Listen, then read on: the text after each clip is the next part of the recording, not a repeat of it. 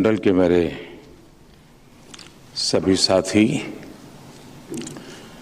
देश के लॉजिस्टिक्स और उद्योग जगत के प्रतिनिधिगण, अन्य सभी महानुभाव, देवी और सज्जनों, आजादी के अमृतकाल में आज देश ने विकसित भारत के निर्माण की तरफ एक महत्वपूर्ण कदम उठाया है। भारत में लास्ट माइल डिलीवरी तेजी से हो,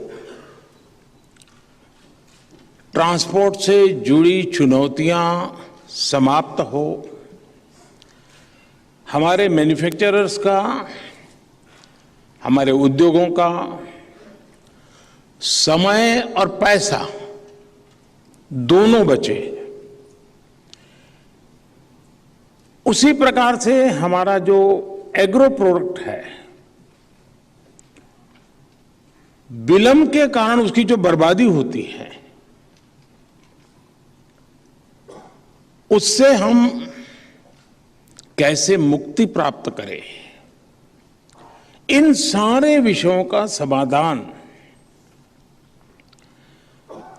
खोजने का एक निरंतर प्रयास चला है और उसी का एक स्वरूप है आज नेशनल लॉजिस्टिक पॉलिसी।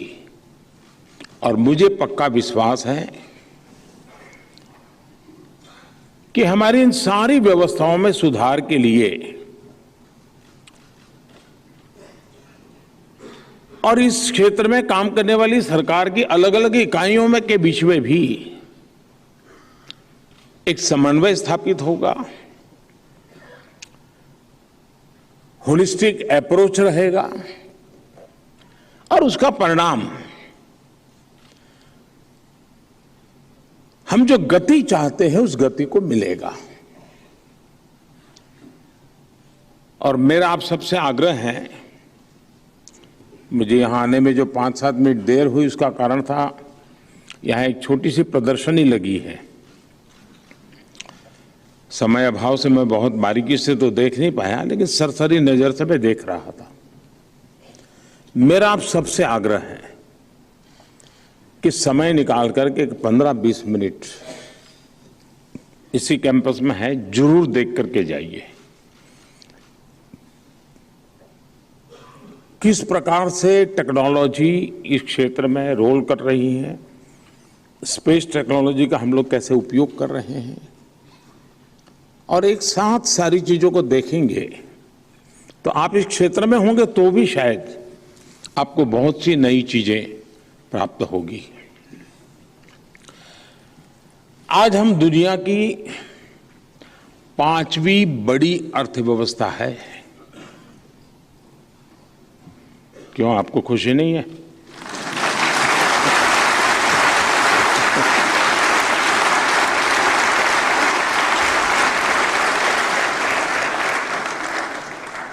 देर आए दुरुस्त आए होता है कभी कभी।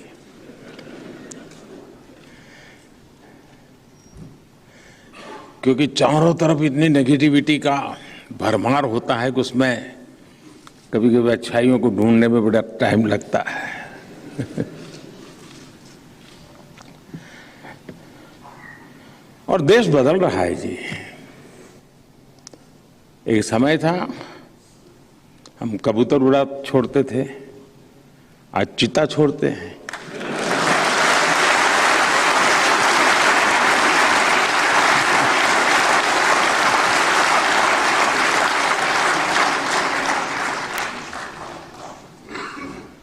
ऐसे ही थोड़ा होता है।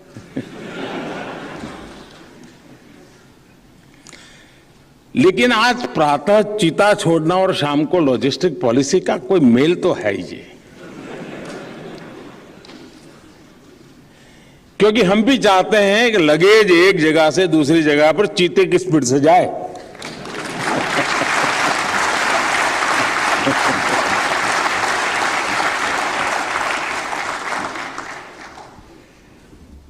देश उसी तेज गति से आगे बढ़ना चाहता है। साथियों, मेक इन इंडिया और आत्मनिर्भर होते भारत की गूंज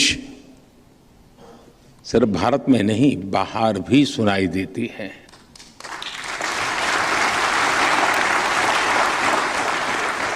आज भारत एक्सपोर्ट के बड़े लक्ष्य तय कर रहा है। पहले तो ये तय करना ही बड़ा कठिन रहता है, इतना बड़ा, पहले तो इतना था, अब एकदम ऐसा।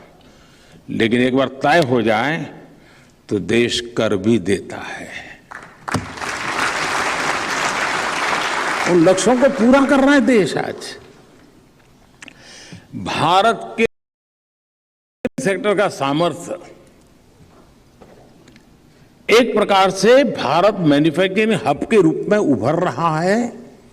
ये दुनिया के मन में स्थिर हो रहा है, इसकी स्वीकृति बन रही है। जो लोग पीएलआई स्कीम का अध्ययन करेंगे उनको पता चलेगा कि विश्व ने इसको स्वीकार कर लिया है जी। ऐसे में नेशनल लॉजिस्टिक पॉलिसी हर क्षेत्र के लिए बहुत ही नई ऊर्जा लेकर के आई है। मैं सभी स्टेक होल्डर्स को, व्यापारियों को, कारोबारियों को, निर्यातकों को, देश के किसानों को मैं आज इस महत्वपूर्ण इनिशिएटिव के लिए, जो उनके लिए एक बहुत बड़ा एक प्रकार से जड़ी बूटी उनके हाथ लगने वाली है, इसके लिए अनेक अनेक शुभकामनाएं देता हूं, बहुत बहुत बधाई देता हूं। साथियों, यहां इस कार्यक्रम में अनेक पॉलिसी मेकर्स, उद्योग जगत के सारे बड़े बड़े दिग्गज हैं जो इस क्षेत्र में रोजमर्रा की उनकी जिंदगी है, कठिनाइयों को उन्होंने झेला हुआ है, रास्ते खोजे हुए हैं, कभी शॉर्टकट भी खोजे होंगे, लेकिन किए हैं। आप सभी जानते हैं, और जो कल कुछ लोग लिखेंगे उसको मैं आज कह देता हूं।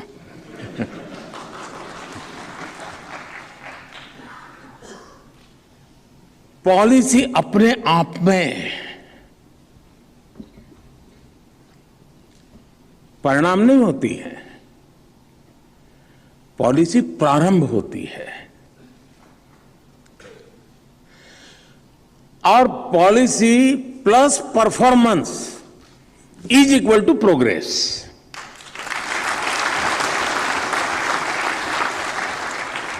यानी पॉलिसी के साथ परफॉर्मेंस के पैरामीटर हो, परफॉर्मेंस का रोड मैप हो, परफॉर्मेंस के लिए टाइमलाइन हो, ये जब जुड़ जाती है तो policy plus performance is equal to progress. और इसलिए अब पॉलिसी के बाद सरकार की और इस क्षेत्र से जुड़े हुए सभी दिग्गजों की परफॉर्मेंस की जिम्मेवारी अनेक गुना बढ़ जाती है। अगर पॉलिसी नहीं है तो कहता है नहीं नहीं पहले से तो बहुत अच्छा है, पॉलिसी है तो पता चलता है कि नहीं वहां जाना था भाई तुम तो यहां रुके हो, ऐसे जाना था तुम तो ऐसे ही चले गए। पॉलिसी एक प्रकार से ड्राइविंग फोर्स के रूप में काम करती है, गाइडिंग फोर्स के रूप में भी काम करती है। और इसलिए इस पॉलिसी को सिर्फ एक कागजी दस्तावेज के रूप में न देखा जाए। हमें जिस चीते की गति से पूरब से पश्चिम तक माल ले जाना है, उस गति को हमने पकड़ना है जी। आज का भारत कोई भी पॉलिसी बनाने से पहले, उसे लागू करने से पहले उसके लिए एक ग्राउंड तैयार करता है और तभी वो पॉलिसी सफलता से इंप्लीमेंट हो पाती है और तब जाकर के प्रोग्रेस की संभावनाएं बनती है। नेशनल लॉजिस्टिक पॉलिसी भी अचानक एक दिन ऐसे ही लॉन्च नहीं की जा रही है। इसके पीछे 8 वर्षों की मेहनत है, नीतिगत बदलाव है, अहम निर्णय है। और अगर मैं अपने लिए कहूं तो मैं कह सकता हूं कि 2001 से 2022 तक मुझे 22 साल का इसमें अनुभव मेरा जुड़ा है।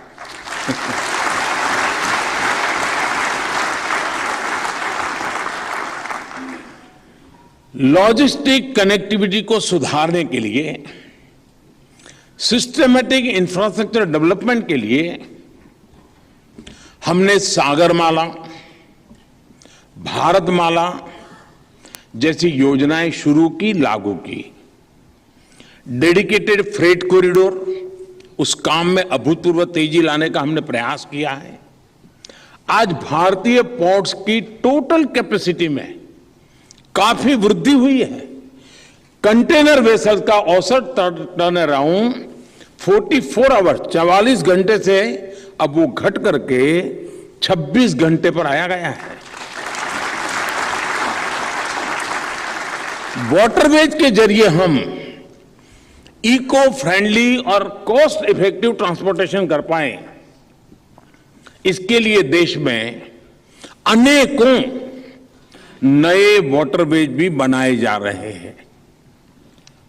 एक्सपोर्ट में मदद मिले, इसके लिए देश में करीब करीब 40 एयर कार्गो टर्मिनल्स भी बनाए गए हैं।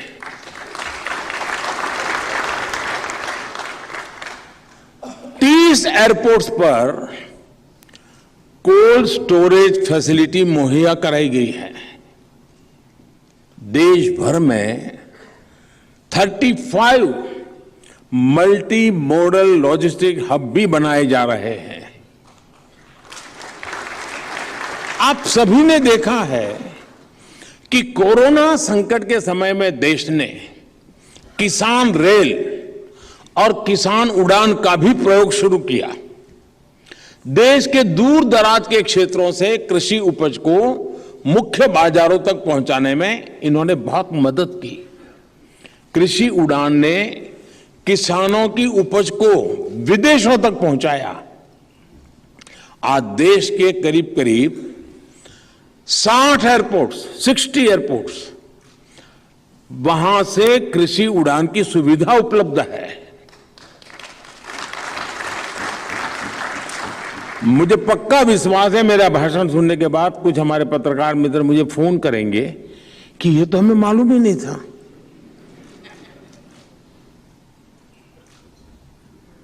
आप में से भी बहुत लोग होंगे जिनको लगता होगा अच्छा ये इतना सारा हुआ है, क्योंकि हमें ध्यान नहीं होता है। और हम इंफ्रास्ट्रक्चर के इन प्रोजेक्ट्स पर लाखों करोड़ रुपए के इन्वेस्टमेंट के साथ ही सरकार ने टेक्नोलॉजी की मदद से भी लॉजिस्टिक सेक्टर्स को मजबूत करने का प्रयास किया है। ई संचित के माध्यम से पेपरलेस एक्जिम ट्रेड प्रोसेस हो, कस्टम्स में फेसलेस असेसमेंट हो, या फिर ई वे बिल्स और फास्टैग का प्रावधान हो, इन सभी ने लॉजिस्टिक सेक्टर की एफिशिएंसी बहुत ज्यादा बढ़ा दी है। साथियों, लॉजिस्टिक सेक्टर की एक और बड़ी चुनौती को भी हमारी सरकार ने बीते वर्षों में समाप्त कर दिया है। पहले अलग अलग राज्यों में अनेक टैक्स होने के कारण लॉजिस्टिक्स की रफ्तार पर जगह जगह ब्रेक लग जाता था, लेकिन जीएसटी ने इस मुश्किल को आसान कर दिया है। इसके कारण अनेक प्रकार के पेपर वर्क कम हुए, जिससे लॉजिस्टिक की प्रक्रिया आसान हुई है। बीते कुछ महीनों में सरकार ने जिस तरह ड्रोन पॉलिसी में बदलाव किया है, इसे पीएलआई स्कीम से जोड़ा है, उससे ड्रोन का इस्तेमाल विभिन्न चीजों को पहुंचाने में भी होने लगा है। और आप मान के चलिए, युवा पीढ़ी जरूर मैदान में आएगी। ड्रोन ट्रांसपोर्टेशन एक बहुत बड़ा क्षेत्र विकसित होने वाला है, और मैं चाहूंगा कि दूर दराज जो हिमालयन रेंजेस के छोटे छोटे गांवों में कृषि उत्पादन होता है उसको ड्रोन से हम कैसे लाएं। जहां समुद्री तट है और लैंडलॉक इलाका है, अगर उनको मछली चाहिए तो ड्रोन से फ्रेश मछली पहुंचाने का बड़े शहरों में लैंडलॉक एरिया में कैसे प्रबंध हो, ये सब आने वाला है जी। अगर ये आइडिया किसी को काम आए तो मुझे रॉयल्टी की जरूरत नहीं है।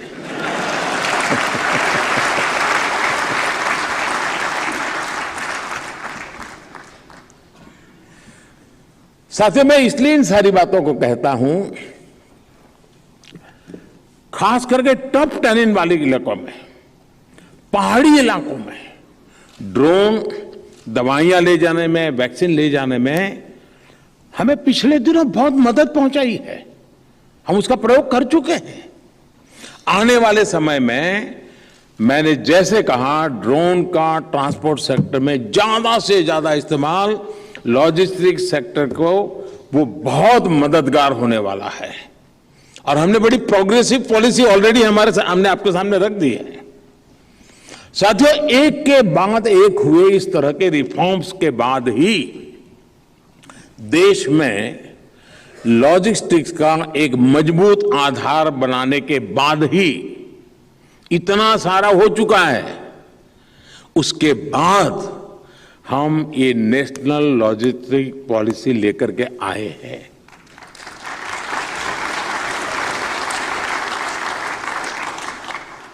क्योंकि हमने एक प्रकार से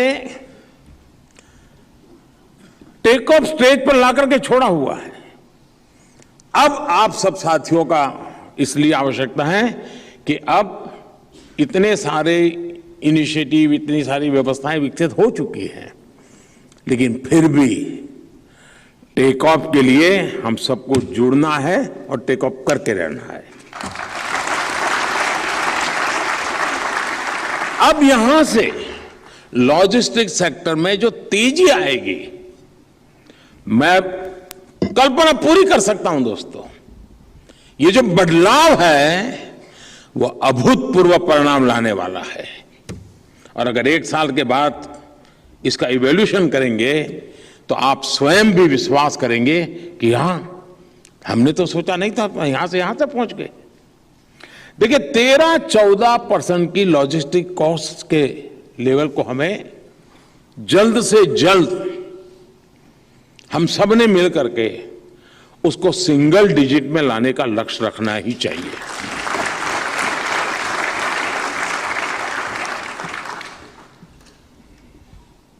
अगर हमें ग्लोबली कॉम्पिटिटिव होना है तो ये एक प्रकार से लो हैंगिंग फ्रूट है जी। बाकी सारी चीजों में हमें कॉस्ट कम करने में शायद 50 और चीजें मुश्किल कर सकती है, लेकिन ये एक प्रकार से लो हैंगिंग फ्रूट है। हमारे एफर्ट्स मात्र से, एफिशिएंसी मात्र से, कुछ नियमों का पालन करने मात्र से हम 13-14% से सिंगल डिजिट में आ सकते हैं जी। साथियों, नेशनल लॉजिस्टिक पॉलिसी के माध्यम से दो और बड़ी चुनौतियों का समाधान किया गया है। कितनी ही जगह एक मैन्युफैक्चरर को अपने काम के लिए अलग अलग जिलों में अलग अलग लाइसेंस लेना पड़ता है। हमारे एक्सपोर्टर्स को भी एक लंबी प्रक्रिया से गुजरना होता है। अपने सामान को ट्रैक और ट्रेस करने के लिए निर्यातकों को exporter shipping bill number, railway consignment number, e way bill number, न जाने कितने नंबरों को जोड़ना पड़ता है, तब जाकर के देश की सेवा कर सकता है जी। अब आप लोग अच्छे हैं तो शिकायत ज्यादा की नहीं है, लेकिन आपके दर्द को मैं समझता हूं, इसलिए मैं इसको सुधार करने की कोशिश कर रहा हूं। आज जो यूनिफाइड लॉजिस्टिक इंटरफेस प्लेटफॉर्म यानी यूलिप, और यही मैं कहता हूं यूलिप यूलिप लॉन्च हुआ है, उससे निर्यातकों को इस लंबी प्रक्रिया से मुक्ति मिलेगी। और उसका एक डेमो पीछे प्रदर्शनी में है, आप देखेंगे कि कितनी तेजी से आप खुद निर्णय करके काम आगे बढ़ा सकते हैं। यूलिप ट्रांसपोर्टेशन सेक्टर से जुड़ी सभी डिजिटल सेवाओं को एक ही प्लेटफॉर्म पर लेकर आएगा।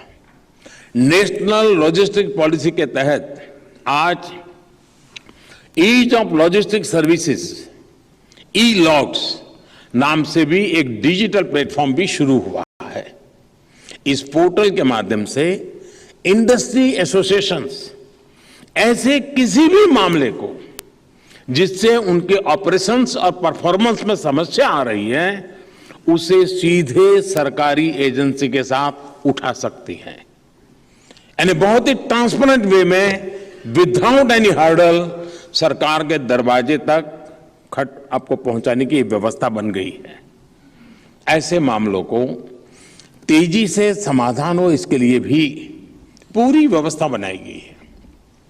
साथियों, नेशनल लॉजिस्टिक पॉलिसी को सबसे ज्यादा सपोर्ट अगर किसी से मिलने वाला है तो वो है पीएम गति शक्ति नेशनल मास्टर प्लान।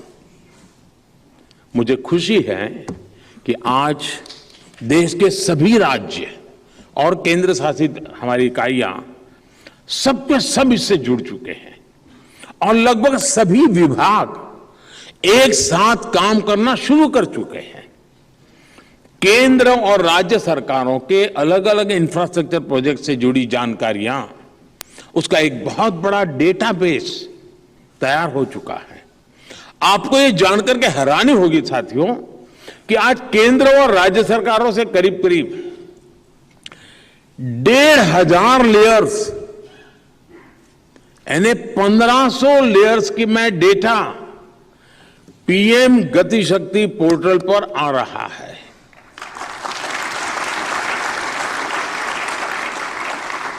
कहां कौन से प्रोजेक्ट्स हैं, कहां फॉरेस्ट लैंड है, कहां डिफेंस लैंड है, इस तरह की सारी जानकारी एक सिंगल जगह पर आने लगी है।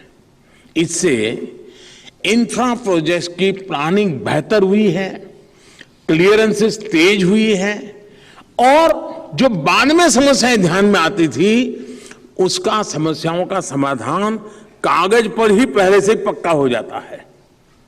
हमारे इंफ्रास्ट्रक्चर में जो गैप्स होते थे वो भी पीएम गति शक्ति की वजह से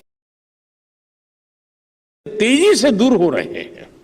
मुझे याद है देश में पहले किस तरह इंफ्रास्ट्रक्चर प्रोजेक्ट्स को बिना सोचे समझे घोषित करने और उन्हें दशकों तक लटकाए रखने की परंपरा रही थी। इसका बहुत बड़ा नुकसान देश के लॉजिस्टिक सेक्टर ने उठाया है। और ये जब लॉजिस्टिक पॉलिसी की बात मैं कर रहा हूं, उसका एक मानवीय चेहरा भी है जी। हम इन व्यवस्थाओं को ढंग से चलाएं तो किसी भी ट्रक ड्राइवर को रात को बाहर सोना नहीं पड़ेगा। वो अपनी ड्यूटी करके रात को घर आ सकता है, रात को सो सकता है।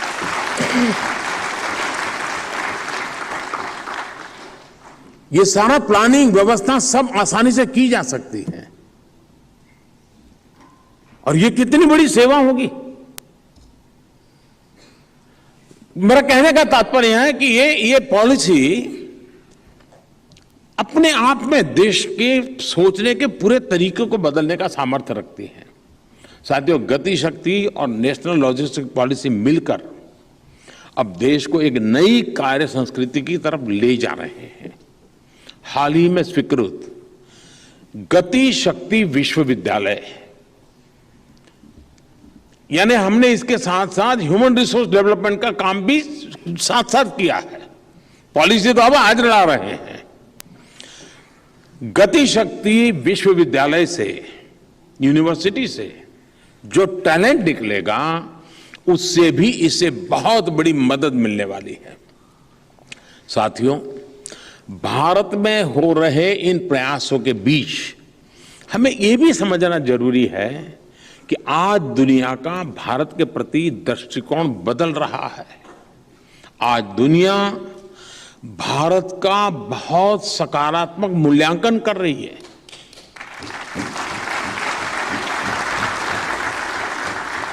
हमारे देश में थोड़ी देर लगती है, लेकिन बाहर हो रहा है।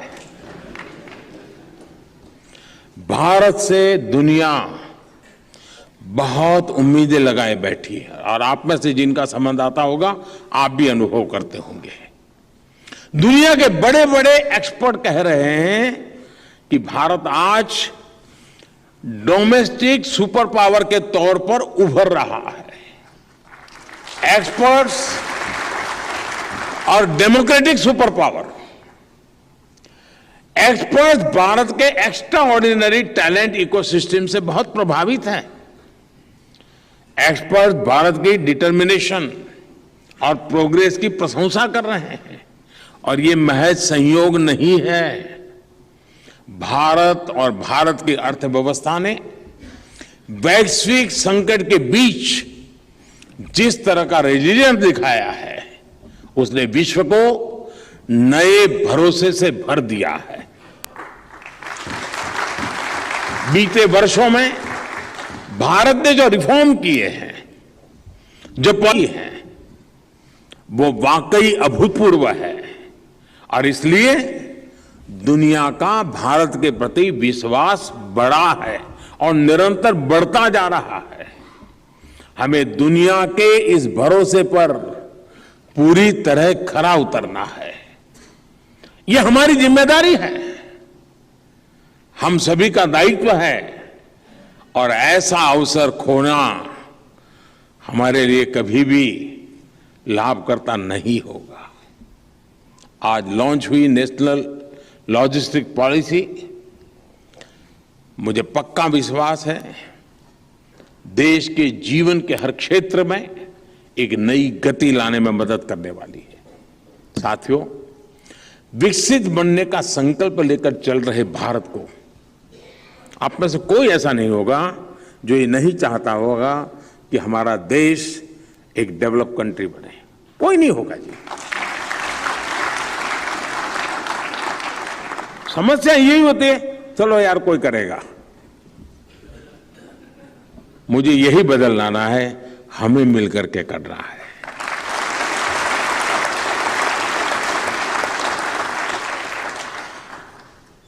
विकसित भारत के संकल्प को लेकर चल रहे भारत को अब विकसित देशों से और ज्यादा कंपटीशन करना है। और ये हम मान के चले, जैसे जैसे हम ताकतवर होंगे, हमें कंपटीशन का एरिया हमारा अधिक ताकतवर लोगों से होने वाला है और इसको हमें स्वागत करना चाहिए, झिझकना नहीं चाहिए जी। आ जाओ, तैयार है।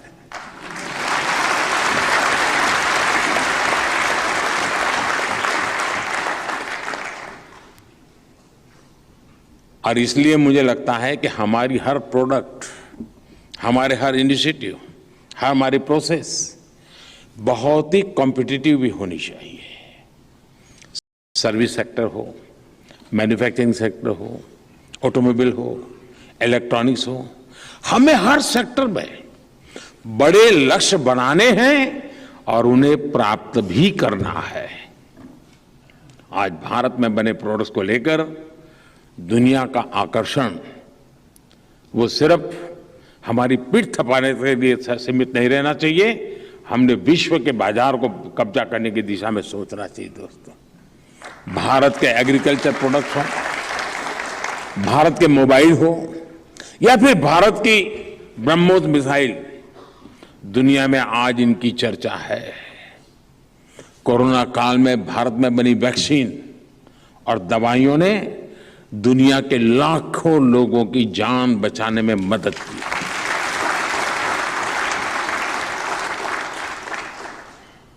आज सुबह मैं उज्बेकिस्तान से आया, तो कल आखिरी में रात को मैं उज्बेकिस्तान के राष्ट्रपति जी से बात कर रहा था। देर हो चुकी थी, लेकिन वो इतने उत्साह से बता रहे थे कि बोले हमारे यहाँ उज्बेकिस्तान में पहले योगा के प्रति एक प्रकार से नफरत का माहौल था, लेकिन बोले आज स्थिति ऐसी है, हर गली मोहल्ले में इतना योगा चल पड़ा है, हमें भारत से ट्रेनर्स की जरूरत है।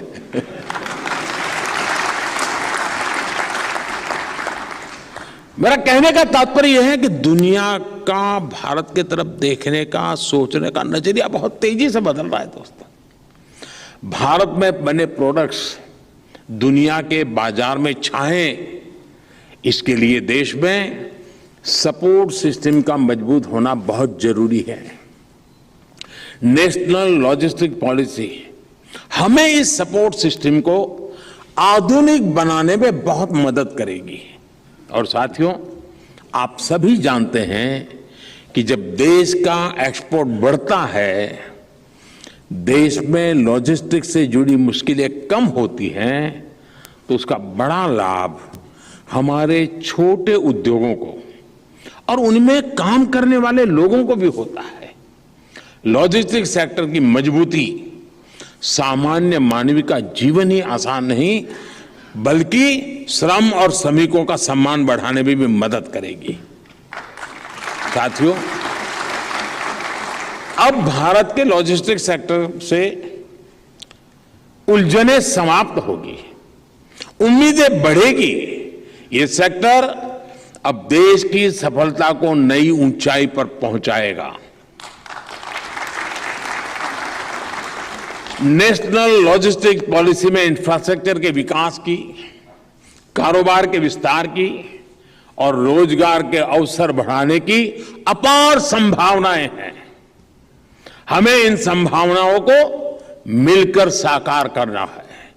इसी संकल्प के साथ आप सबको एक बार फिर अनेक अनेक शुभकामनाएं। और अब चीते की गति से सामान को उठाना है, ले जाना है, यही मेरी आपसे अपेक्षा है। धन्यवाद।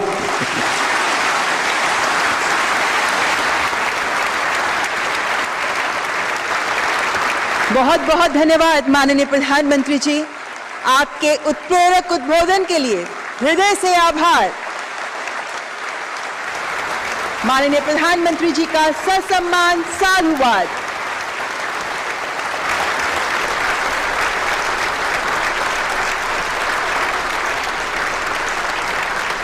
नहीं झुकते इरादे, नहीं डिगते कदम, जब मंजिल की ओर साधा लक्ष्य, फिर नहीं रुकते हैं हम। बहुत बहुत धन्यवाद माननीय प्रधानमंत्री जी, आपकी गरिमामयी उपस्थिति के लिए।